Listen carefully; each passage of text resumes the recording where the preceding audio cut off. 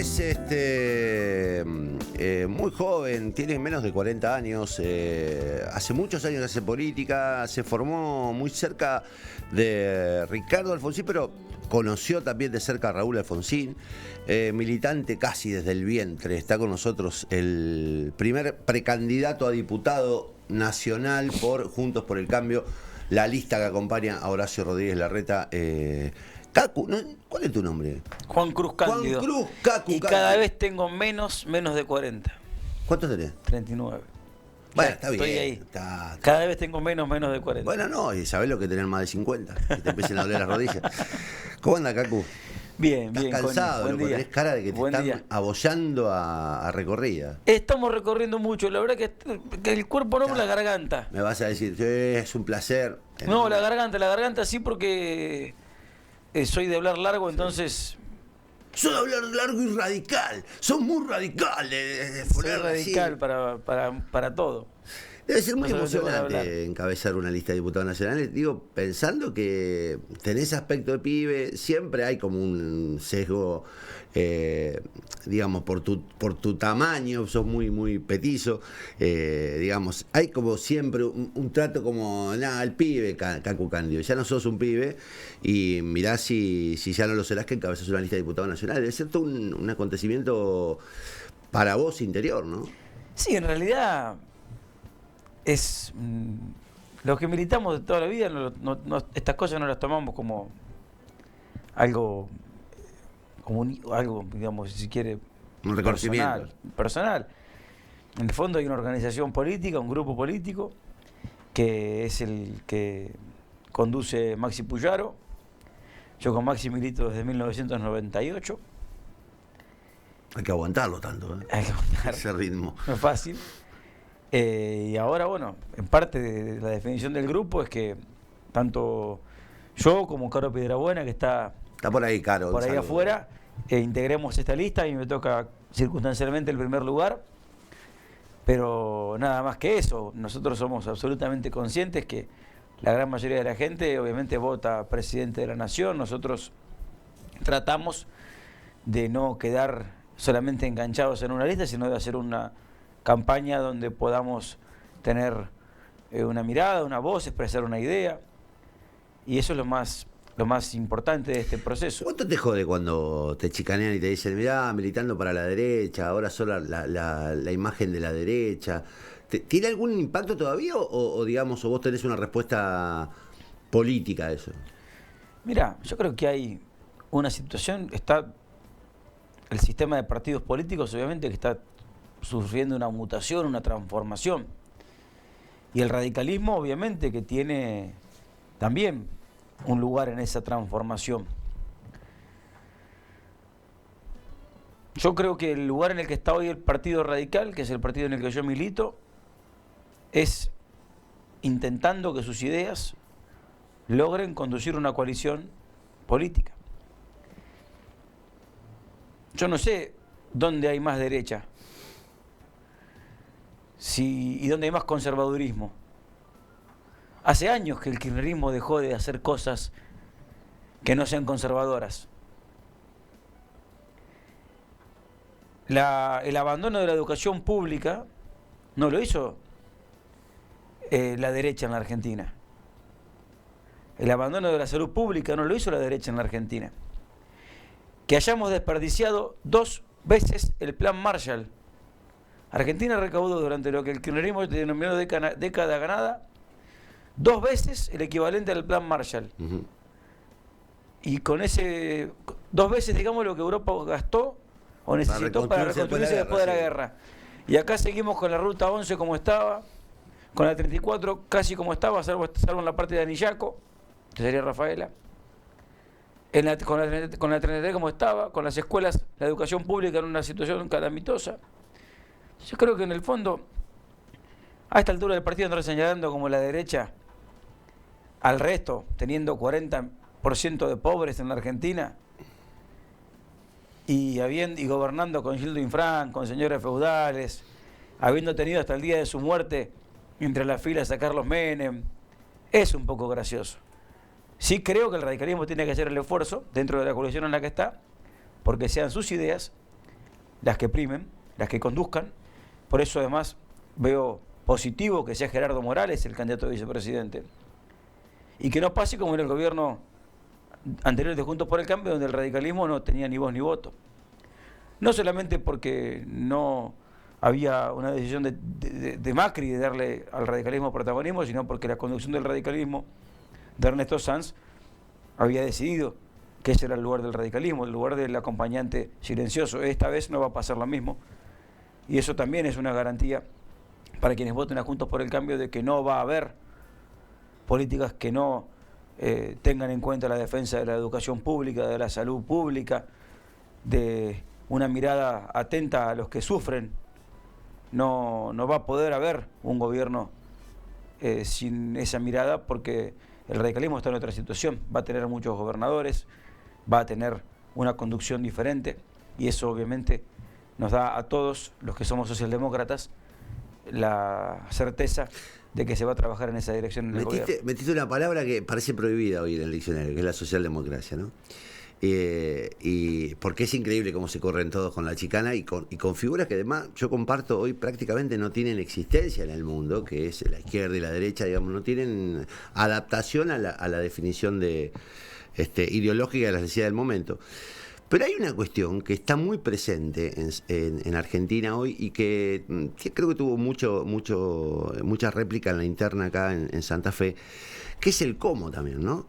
Porque todos más o menos sabemos qué hay que hacer, porque todos sabemos más o menos que ya tenemos demasiado gasto público, que hay que achicar el gasto público, que hay que aflojar con los niveles de endeudamiento. Más o menos todos sabemos que Argentina, para volver a ser un país normal, tiene que hacer algunos ajustes, algunos que gustan y otros que no. Pero la discusión hoy es prácticamente metodológica, es cómo la haces, si dialogando o rompiendo, si digamos, acordando o yendo a los empujones para prolongar la grieta y tratar de ganar por la vía de la fuerza. Me parece que esa es la división hoy también entre Bullrich y Larreta, digamos, un poco lo que pasó con Puyaro y con Lozada acá. Yo creo que esa es la clave hoy. Hay un consenso generalizado, si no Massa no sería el candidato de la supuesta izquierda. Si no hubiera un consenso generalizado de que hay que hacer ajustes en el esquema de funcionamiento de la economía argentina. Eso no lo discute nadie, no lo puede discutir nadie. Nadie lo discute, nadie racionalmente lo discute.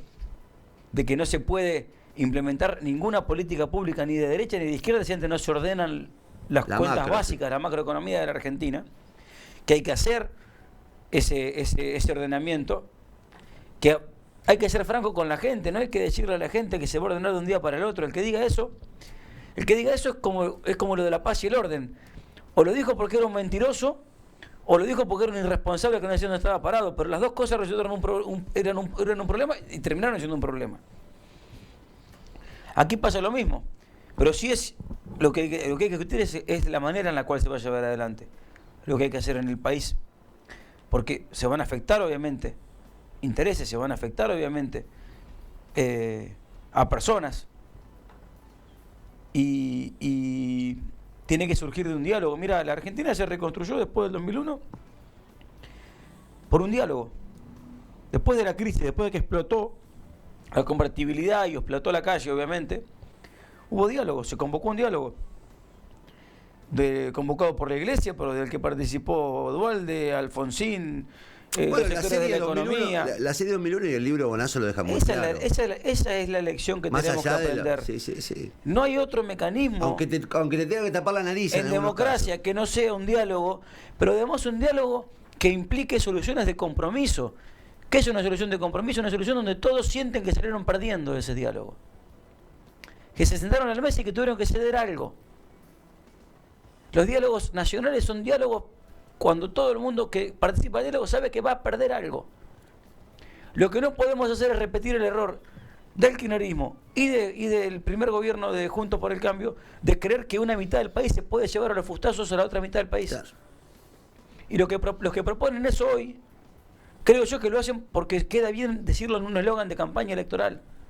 Pero entiendo que saben que no lo van a poder hacer cuando gobiernen.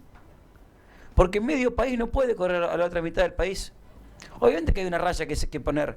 Los que están del lado de afuera de la democracia y del lado de afuera de la legalidad, vengan de donde vengan y profesen la ideología que profesen. Pero la verdad es que si nosotros queremos, por ejemplo, establecer un mecanismo donde gradualmente podamos llevar a la eliminación del cepo, y eso hacerlo por un mecanismo legal que establezca un programa macroeconómico de estabilidad económica, si queremos hacer un acuerdo sectorial para la reducción de la inflación a través del establecimiento de metas de inflación, como se hace en cualquier lugar normal del mundo, si queremos hacer un acuerdo para la promoción de inversiones, por ejemplo, en el ámbito de la minería, para aprovechar el cobre que tenemos igual que Chile, pero que nosotros no explotamos, si queremos hacer esas cosas, necesitamos marcos legales. Los marcos legales se construyen con mayorías legislativas. Claro. Y esas mayorías se construyen dialogando. No se construyen por la fuerza, no se construyen a los gritos o a los empujones. No vamos a cumplir 40 años de democracia. Si seguimos creyendo que podemos llevarnos a los empujones, creo que en realidad es un error, que además esconde un tema que es paradójico. Muchos de los que ofrecen esa solución la ofrecen en nombre de la República y en contra del populismo. Y de la libertad. Y de la libertad. Sí, sí. Y debo recordarle a los amigos que levantan esas banderas que el último antecedente de alguien que haya gobernado apelando a la fuerza de la calle ante la falta de la fuerza de las instituciones porque no podía conseguir el consenso de las instituciones fue Chávez. Y así terminó. Nosotros creo además que vivimos un momento social raro. Yo tengo 55 años, voy a cumplir 55, y la verdad que es la primera vez que vuelo semejante. Porque en un momento había enojo. Bueno, vos lo experimentaste en el 2001, había enojo. Ahora no hay enojo, ahora hay como resignación. Hay una especie de sensación de no ganamos ni perdemos nada, la situación está. Y yo percibo como mayor libertad a la gente a la hora de votar. Es como que la gente está más desprendida.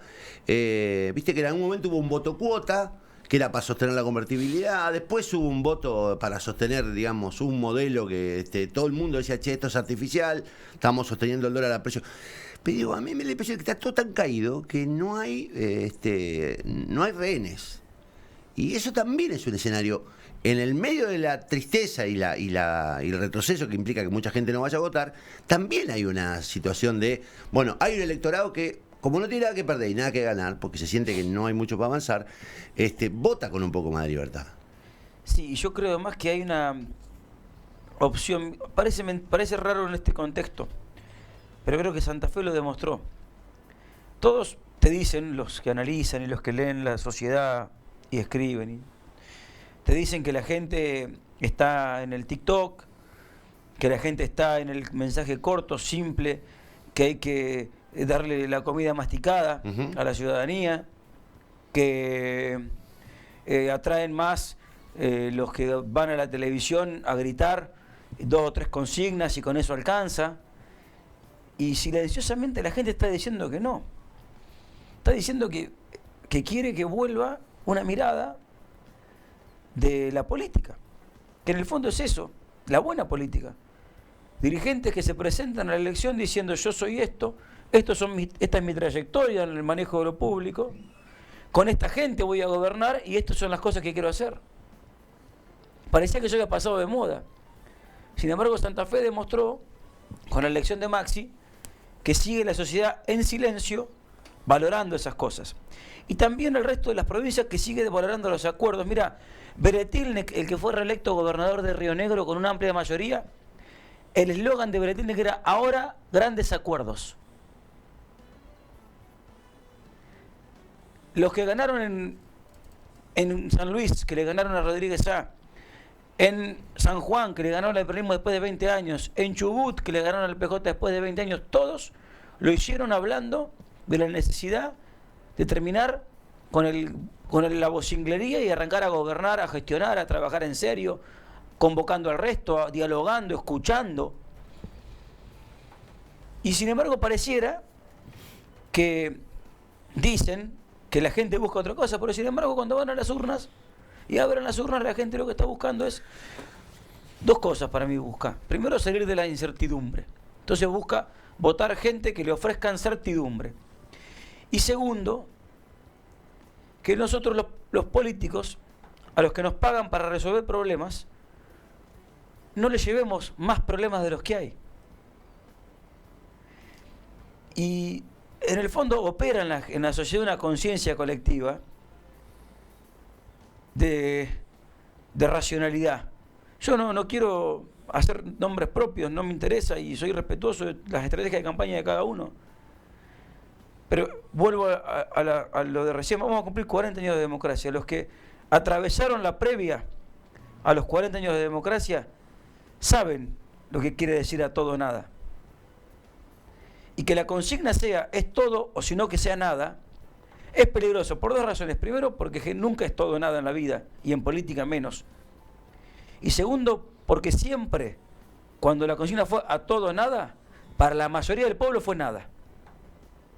Sí, yo lo comparto. Entonces que nosotros como sociedad, además, como discurso que en nombre de la república, de la democracia y de la libertad, se hable de todo o nada, es complejo. Entiendo que es una consigna de campaña y que al día siguiente, esté quien esté de Juntos por el Cambio en la Casa de Gobierno, va a convocar al resto de la Argentina. Porque no va a ser posible un país que siga organizándose en materia de gobierno con medio país contra el otro medio país. Y no solamente que no es posible, sino que si se quiere gobernar así se va a fracasar. Y atención, no se soporta un fracaso más. Entonces tenemos que ser muy responsables. Y todos tenemos que ser responsables el 13 en lo que vayamos a votar. Porque probablemente de Juntos por el Cambio salga el próximo presidente o presidenta de la Nación. Y necesitamos salir del 13 con la certeza de que no se va a poner al país ante la situación del todo o nada. No existe, eso es mentira. Cacu, te hago la última y no tiene que ver con la campaña, o sí tiene que ver, porque en realidad tiene que ver con las promesas, con los incumplimientos. O sea que no sé si tuviste acceso a la información, porque ustedes, la verdad, paradójicamente, cuando están en campaña viven un poco aislados de la agenda cotidiana, porque están hablando todo el tiempo con la gente. Pero a estas horas se ventiló un allanamiento en El Ojo, en el que se descubrió que desde 2019, cuando ustedes salen, vos fuiste funcionario de Puyaro en el Ministerio de Seguridad, ustedes salen de la gestión, El Ojo, que había sido uno de los elementos que había permitido bajar el nivel de criminalidad y de delito en Rosario, dejó de elevar las denuncias a la justicia, tanto a la federal como a la provincial. ¿Qué te pasa a vos como exfuncionario cuando 3 años y medio después de venir denunciándolo, porque me consta, lo hemos charlado un montón de veces acá, ahora empiezan a revelarse que efectivamente hubo un abandono de las políticas que habían permitido reducir los niveles de delitos, pero además, mientras se los castigaba a ustedes o se les intentaba imputar a ustedes sobre lo que venía pasando, ¿no? Bueno, sí, nosotros habíamos presentado ya varios pedidos de informe respecto a lo que a nuestro juicio era que estaban desmantelando El Ojo, desde lo funcional, desde lo operativo, desde el personal, hasta inclusive desde lo edilicio. Y efectivamente no nos respondieron los pedidos de informe, pero nos respondió la justicia con el allanamiento de anteayer. En nombre de romper los lazos con el delito, no presentaron ante la justicia las denuncias que hacía la gente de puntos de venta de droga. Y no solamente pasó con el 0800. Me respondieron un pedido de informe sobre el funcionamiento de los buzones de la vida, sí, que eran otra estrategia para que la gente tenga mayor libertad o menos miedo a la hora de hacer una denuncia respecto a puntos de venta de droga. Y no hubo desde el gobierno, en este gobierno de Omar Perotti, recolección de datos de los buzones de la vida, por lo menos eso fue lo que informa el Ministerio de Seguridad. O sea que la gente dejó las denuncias y nadie las recibió. O no hicieron nada, o evidentemente no las recibieron, menos presentarlas a las fiscalías correspondientes. Hubo una desidia generalizada y todo en nombre, de romper el lazo con el delito, menos mal. Pero vos entendés que hubo 100 muertos más, 150 muertos más, incrementando por año, como consecuencia de otras cosas de eso, también es imperdonable que caigamos en ese tipo de no se puede ser piadoso con eso, ¿no? No se puede ser piadoso. No en vano el 86% de la gente en las PASO le dijo que no a Omar Perotti. Votó en contra de Omar Perotti. Nunca se ha visto un gobernador que ponga su cara, su rostro en la boleta única y que salga tan mal parado como Perotti. Recordemos, Antonio Bonfatti, ex gobernador, ganó la elección con 800.000 votos. Miguel Lipschitz ganó la elección cuando se presentó, siendo gobernador, para diputado provincial. Perotti sacó el 14% de los votos. Hay un 86% de los santafesinos que lo vio en la boleta única y le escapó ponerle la cruz para votarlo. Ahí está lo que tiene que pensar Omar Perotti, en qué fue lo que hizo y en qué grande que le quedó la provincia, que se la puso de sombrero, y además todos reflexionar de acá, en este proceso electoral, en que qué poco valen los eslóganes cuando no hay solvencia, cuando no hay equipo, cuando no hay sustancia detrás. En un gobierno que atrasó en todo, no solamente en materia de seguridad, que va a dejar a Santa Fe, en el año 2023 la va a dejar en el siglo XX, porque le hizo atrasar en materia de educación, en materia de salud, obviamente que en materia de seguridad, en materia de la mirada del Estado en el territorio, en materia de descentralización. Maxi Puyaro, si es electo gobernador, va a tener que hacer una reconstrucción del Estado santafesino, en materia de la vinculación con la estructura burocrática de la provincia. La verdad es que lo de Perotti va a ser lamentablemente inolvidable. Cacu, suerte el domingo. Muchas gracias. Suerte el domingo y a seguir con la ronda. Que te aguante la garganta y el cuerpo, digamos. Que te aguante. Ahora me voy a Rincón, después a Rosario, que viene Horacio Rodríguez Larreta a Presid, y después a Casilda, pero vengo con las consecuencias de la semana pasada, que hicimos en 6 días 29 distritos, desde Reconquista hasta Venado. Pero bueno. Usted lo eligió, amigo. Así es. Usted lo eligió, usted lo eligió. No pica. Por supuesto. Juan Cruz Cándido, Cacu Cándido, es el primer candidato a diputado nacional. Seguramente va a ser diputado nacional y es el que representa en primer lugar a los santafesinos que acompañan a Horacio Rodríguez Larreta el próximo domingo en la interna de Juntos por el Cambio.